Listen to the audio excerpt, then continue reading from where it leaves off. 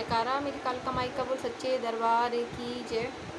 आज मैं आप सबसे ना श्री काल का व्रत कथा ये शेयर करूँगी, क्योंकि मैं माँ कालका के व्रत करना चाहती थी, पर उसके लिए कथा का होना ज़रूरी है और ये सिर्फ मंदिर में ही मिलती है।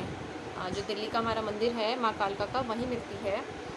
और जो मेरे भाई बहन इस व्रत को करना चाहते हैं, मुझे पता है कि काफ़ी डिफ़िकल्टी आती है, क्योंकि जब तक हम किसी भी व्रत को सही नियम से नहीं करते उसका फल नहीं मिलता है। तो मेरे मन में काफ़ी टाइम से था कि मैं ये आप सबके साथ शेयर करूं, जिनके पास जो दिल्ली अभी नहीं आ पाती, क्योंकि कोविड का टाइम है तो इधर उधर कोई जा भी नहीं सकता है।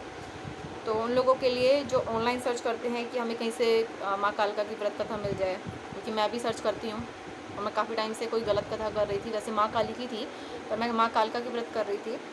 तो फाइनली मैं मंदिर गई और मैं लेके आई, और इसमें मैं बता देती हूँ कि कैसे कैसे लिखा है। मैं आपको कथा शेयर करूँगी जो ज़रूरी चीज़ें हैं। इसमें लिखा है कि माँ कालका का व्रत मंगलवार को, सप्तमी को, अष्टमी को, अमावस को या शनिवार को हम कर सकते हैं। और आप 7, 11, 15, 21 या 40 बार ये व्रत कर सकते हैं। और जब आपकी अवधि पूरी हो जाती है उसके बाद उद्यापन करना है। और उद्यापन में आप कुंवारी कन्याओं को भी ले सकते हैं, मतलब जैसे हम कन्या पूजन जो करते हैं। और आपको जितना हो सके इस कथा बुक को आप डिस्ट्रीब्यूट कर सकते हैं। जैसे हम अक्सर देखा है कि माँ लक्ष्मी की जैसे व्रत में हम बुक देते हैं, उसी तरीके से है। और आपको अन्न नहीं खाना है। शाम के टाइम पूजा होती है 4 से 5 बजे के आसपास। आप इसमें चालीसा, माँ की आरती, माँ की स्तुति, माँ की व्रत कथा आप ये कर सकते हो, उसमें लिखा है जो। और गुरु माँ ने भी बताया है, वीडियो में आप ज़रूर देखिए उसको, उसमें काफ़ी चीज़ क्लियर की हैं, क्योंकि मैंने भी वो वीडियो देखने के बाद से ही मैं सही तरीके से व्रत रख पाई। और इसके अंदर माँ को भोग देना है, आपकी मर्जी है पान पेड़े का दे सकते हैं, लौंग 2 लौंग, 2 इलायची और 5 बताशे तो कम से कम देने चाहिए। हलवा भी दे सकते हो, मैं हलवे का भोग लगा देती हूँ, कभी पान का भी लगा देती हूँ। और शाम के टाइम पे ये आपको लाल कपड़े पे माँ का स्वरूप रख के और उनके सामने धूप बत्ती करके, और ये कथा 40 उनकी आरती, उनकी स्तुति हुई, उनका कवच का पाठ भी आप कर सकते हो। और मैं आपको कथा बता देती हूँ, उसमें कथा सुना देती हूँ। उसमें 2-3 तरह की कथा है, जो मैं कर रही हूँ अभी वो मैं आपके साथ शेयर कर देती हूँ। आप वो ये नहा धो के सुबह की पूजा कर लीजिए नॉर्मली, और 4-5 बजे आप सारी सामग्री के साथ में, यानी कि धूप बत्ती, पूजन, माँ का भोग, ये सब के साथ में माँ को याद करके अच्छी तरीके से और आप ये कथा कर सकते हैं। तो कथा इस तरीके से है। जय कालका माँ। रेनू एक उच्च परिवार की शिक्षित लड़की थी। कॉलेज टाइम में वह महेश नाम के एक लड़के से प्रेम करती थी। वह भी उच्च घराने से संबंध रखता था। धीरे धीरे उनका प्रेम बढ़ता गया और रेनू के माता पिता को इस बात का पता चला। उन्होंने रेनू को बहुत समझाया, लेकिन वह नहीं मानी। इन्हीं परिस्थितियों को देखते हुए रेनू के माता पिता ने रेनू का विवाह महेश के साथ धूमधाम से कर दिया और वह दोनों सुखपूर्वक जीवन व्यतीत करने लगे। दोनों की अपनी अच्छी नौकरी थी, कोठीकार, नौकर चाकर सभी थे। रेनू के माता पिता और उसका भाई एवं रेनू खुद माँ कालका के भक्त थी और काफ़ी समय से माता के दर्शनों के लिए मंदिर आती थी। अब रेनू अपने माता पिता के साथ तो नहीं रहती थी, अब रेनू अपने माता पिता के साथ तो नहीं जाती थी, पर लेकिन इस बीच में कुछ ऐसा हुआ जिसकी कल्पना रेनू सपने में नहीं कर सकती थी। समय का चक्र चलता रहा, उसे तो चलना ही था। पूर्व जन्मों के कर्मों का फल जिसने जैसा किया है वैसा फल तो भोगना ही पड़ता है। इसे या तो महेश के कर्मों का फल समझे या रेनू का किसी का हो। जो हो रहा था वह ठीक नहीं था महेश के लिए और ना ही रेनू के लिए। महेश के साथ जो हुआ वह इस तरह था। महेश का अपने ही ऑफिस की एक लड़की के साथ प्रेम करने लगा।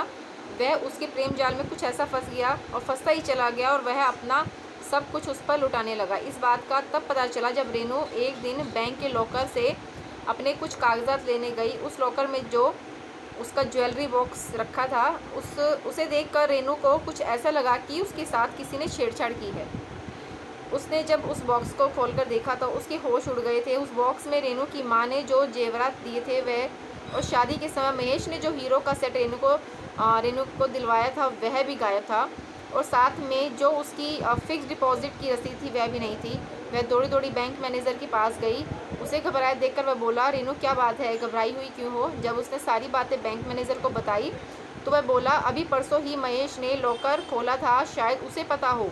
जैसे ही रेनू घर आई और लेट गई, उसे तरह तरह के ख्याल मन में आते रहे। रोज़ की तरह जब महेश घर आया तो रेनू ने महेश से पूछ लिया कि लॉकर में से ज्वेलरी आपने निकाली है क्या। इतना ही सुनते महेश सकपका रह गया और बोला, हाँ मैंने ही परसों लॉकर से सभी ज्वेलरी और फिक्स डिपॉजिट निकाल लिए। मुझे पैसों की ज़रूरत थी, उन्हें गिरवी रख दिया है और जल्द ही उन्हें मैं छुड़वा लूँगा। रेनू इतना सुनते ही संतुष्ट हो गई। उसे महेश पर पूरा भरोसा था। उसने दोबारा इस बारे में महेश से कोई बात नहीं की। वैसे महेश भी उच्च खानदान से ताल्लुक़ रखता था। उसकी अच्छी सर्विस थी, लेकिन रेनू के साथ उसके व्यवहार के कारण उसके घर वाले उससे काफ़ी नाराज़ थे। वैसे भी महेश और रेनू अलग कोठी लेकर रह रहे थे। समय बीतता गया। रेनू ने कभी भी महेश से पैसे और ज्वेलरी के लिए नहीं पूछा। इधर काफ़ी दिनों से महेश देर से घर आने लगा और कभी कभी तो रात को घर ही नहीं आता था। इस बारे में जब रेनू ने महेश से कहा जो रात को भी घर नहीं आते, तो महेश ने कहा कि इन दोनों ऑफिस में बहुत ज़्यादा काम है, पूछो मत कितना काम है। ये कहकर वो चुप हो गया।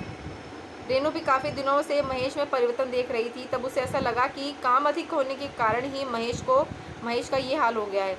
कभी कभी उसे लगता था कि कहीं महेश किसी गलत सोबत में तो नहीं पड़ गया है। वह दिन रात यही सोचती थी। एक दिन ऐसे ही उसके मन में आया कि महेश के बारे में किसी से पूछताछ की जाए। इस बात को मन में रखे हुए उसने महेश के एक दोस्त को फ़ोन पर बात की और सारी बातें उसे बताई। तब उसने जो बातें महेश के बारे में बताई, उसे सुनते ही रेनू के हाथ से रिसीवर छूट गया और उसे ऐसा लग रहा था कि जैसे कोई उसके सीने में चाकू मार रहा था। वह बेसुध हो गई और इसी बीच महेश ने कॉल बेल बजाई। रेनू कॉल बेल सुन रही थी, लेकिन उसे इतना होश नहीं था कि वह जाकर दरवाज़ा खोल दे। रेनू जब कुछ देर बाद संभली, तब उसने उठकर दरवाज़ा खोला। रेनू की ऐसी हालत देखकर महेश ने उससे पूछा, क्या तबीयत ख़राब है? सो रही थी, काफ़ी देर से कॉल बेल बजा रहा हूँ। रेनू महेश के पीछे पीछे आई और उसके सामने आकर बैठ गई और महेश के चेहरे को देखने लगी। महेश सामने बैठा टीवी देख रहा था। अचानक ही रेनू ज़ोर ज़ोर से रोने लगी। तब महेश ने टीवी बंद कर दिया और उसे पूछा कि क्यों रो रही हो। तो रेनू ने कहा कि अब रोने के अलावा बचा ही क्या है, जो कुछ था वह तुमने उस अंजलि पर लुटा दिया। अब मैं ही बची हूँ, जिसे जैसा चाहो वैसा कर लो। अंजलि का नाम सुनते ही महेश के तो जैसे होश उड़ गए और भड़क कर बोला, हाँ मैं अंजलि के बिना नहीं रह सकता। अगर तुम यहाँ रहना है तो रहो, वरना चली जाओ। महेश की ऐसी बातें सुनकर उसके हालत में रेनू अपने माता पिता के पास चली गई। उसे ऐसी हालत में देखकर उसके मम्मी पापा ने उसे संभाला और काफ़ी देर बाद जब वह होश में आई तो वह अपनी मम्मी से लिपटकर ज़ोर ज़ोर से रोने लगी। जब रेनू ने सारी बातें अपनी मम्मी को बताई तो उन्होंने उसकी बातों पर विश्वास नहीं हुआ। उधर महेश को खुली छूट मिल गई थी। वह अंजलि को अपने साथ घर लाने लगा और दोनों साथ साथ ऑफिस जाते थे। कुछ दिनों बाद रेनू अपनी मम्मी के घर से ही ऑफिस जाने लगी। इस तरह कई दिन बीत गए। एक दिन उसके माता पिता मंदिर जाने लगे तो उन्होंने रेनू को भी साथ ले लिया। जब वह मंदिर से वापस आ रहे थे तो रेनू ने एक किताब माँ कालका के व्रत की खरीदी। उसने सोचा शायद माता मेरे पति को सद्बुद्धि दे और मेरा भटका हुआ पति मुझे वापस मिल जाए। रेनू को भी इतना विश्वास था कि एक दिन महेश ज़रूर उसके पास आएगा। घर आकर रेनू ने 21 व्रत का संकल्प किया और 51 पुस्तकें बांटने का संकल्प करके हर मंगलवार का व्रत करना शुरू कर दिया। उधर अंजलि ने महेश को धीरे धीरे खोखला कर दिया। उसने कोठी कार सभी कुछ बेच दिया और एक फ्लैट किराए पर रहने लगा। एक दिन महेश का दोस्त उसी अपार्टमेंट में किसी काम से आया था जिसमें महेश रहता था। इत्तेफाक से दोनों की मुलाकात हो गई। महेश को इस हाल में देखकर वह बोला, महेश तुमने अच्छा नहीं किया, अपना हंसता खेलता घर बर्बाद कर दिया। महेश ने उससे कहा, तुम क्या जानते हो, अंजलि मेरे लिए जान भी दे सकती है। उसे तो अंजलि के प्रेम का नशा चढ़ा था। कुछ दिनों बाद महेश को ऐसा लगा कि अंजलि मुझसे दूर दूर होती जा रही है।